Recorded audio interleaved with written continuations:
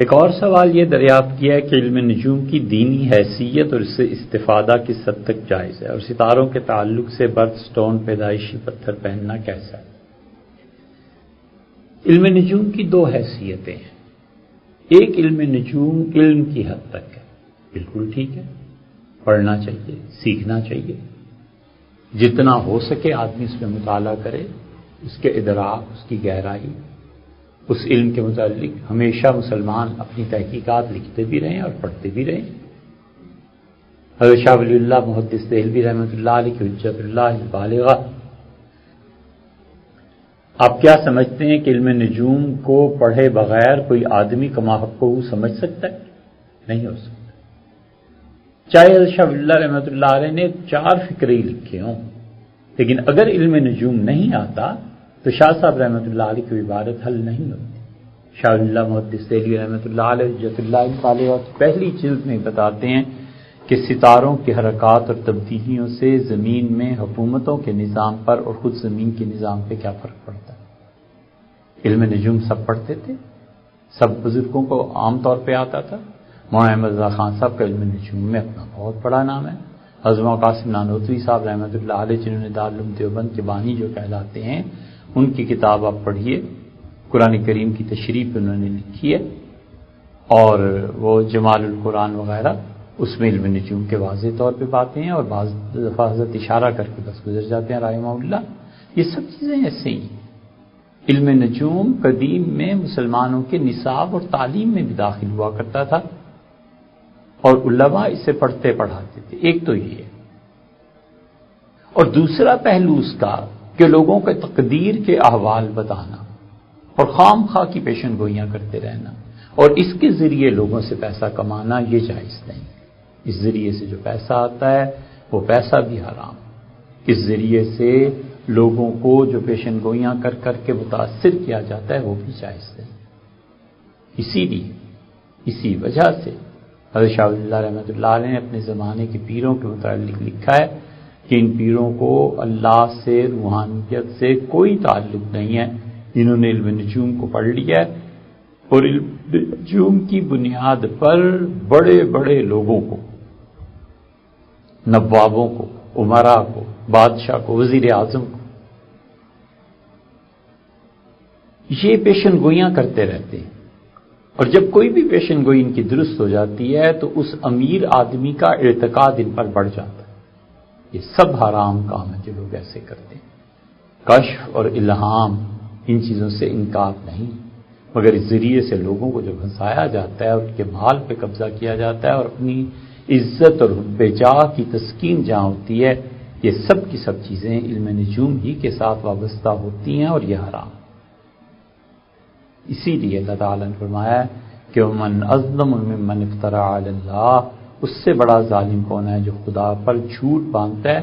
وقال اوحی الی شیء، اور وہ یہ کہتا ہے کہ میرے پاس غیب کی کچھ چیزیں آئی ہیں، میری طرف وحی کی گئی ہے، مجھے بتایا گیا ہے. ولم یوحى الیہ شیء، اور اس کی طرف کوئی وحی خدا نہیں کرتا، کوئی چیز اسے خدا نہیں بتاتا. ایک آدمی کو خواب میں کوئی چیز نظر آتی ہے، اس کی تعبیر کے ذریعے اللہ کے اس فیصلے تک پہنچتا ہے جو تقدیر پر مبنی ہے، بالکل ٹھیک ہے. ایک آدمی کو کشف میں نظر آ جاتا ہے، ہم اس کو بھی مانتے ہیں. ایک آدمی کو الہاماً اللہ تعالیٰ بتا دیتا ہے، اس کو بھی مانتے ہیں. ایک آدمی حساب کتاب کر کے اور جوتشیوں کی طرح کسی انسان کو کہتا ہے کہ تمہیں وزارت عظمیٰ مل جائے گی. وہ پیشن گوئی کرنے والا جانتا ہوتا ہے کہ میں علم نجوم کی بنیاد پر یہ اس سے کھیل رہا ہوں. وہ سادہ علم نجوم سے ناواقف، وہ بیچارہ سمجھتا ہے کہ انہیں کوئی الہام ہو گیا ہے، کشف ہو گیا ہے، یہ بہت روحانی مقامات طے کیے ہوئے انہوں نے بتا دیا ہے. لیکن ان دونوں کا پروردگار جانتا ہے کہ اس سادہ آدمی کو اس کی سادہ لوہی کی وجہ سے اس کے جن کے پاس گیا ہے وہ اسے لوٹ رہے ہیں. یہ پیسہ بھی حرام ہے، اس طرح کی پیشن گوئیاں بھی حرام. تو علم نجوم کا یہ پہلو نہایت خطرناک ہے، اللہ سے معافی مانگنی چاہیے. رہ گیا برتھ سٹون اور یہ چیزیں. برتھ سٹون اور ان چیزوں کی حقیقت بس اتنی سی ہے کہ پتھر شعاع کو جذب کرتے ہیں، اور پتھر سے شعاعیں نکلتی بھی. اور وہ شعاعیں جو نکلتی ہیں اور وہ شعاعیں جو وہ جذب کرتے ہیں، ان میں انسان کی صحت کے ساتھ اثرات منسلک ہوتے ہیں۔ مثلا جو خواتین تنگ و تاریک گلیوں میں رہتی ہیں، ایک خاص قسم کی شعاعیں، یا وہ خواتین جو ان علاقوں میں ہوتی ہیں جہاں پر سورج زیادہ طلوع نہیں ہوتا، ان کے ہاں معذور بچے پیدا ہوتے ہیں۔ اور اس کی ایک وجہ یہ بیان کی گئی ہے کہ سورج، دھوپ، اس میں وہ ریزز جب والدہ کو پہنچتی ہیں اور اس کے بچے کے جسم تک یا بچے تک پہنچتی ہیں تو وہ بچے میں صحت کی کچھ چیزیں پیدا کرتی ہیں۔ وہ صحت ان ریزز کے ذریعے، ان شعاعوں کے ذریعے بچے میں آتا ہے۔ اور اگر وہ تنگ و تاریک گلیوں میں یا ایسے علاقوں میں جہاں سورج زیادہ طلوع نہیں ہوتا تو بچہ ان شعاعوں سے محروم ہو جاتا ہے، نتیجہ یہ کہ معذور ہو جاتا ہے۔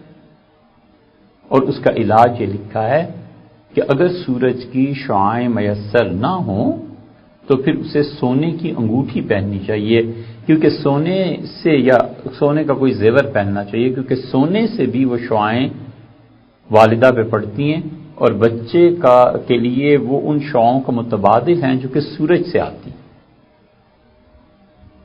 اس لیے پتھر ہیں، ان سے بھی شعاعیں نکلتی ہیں۔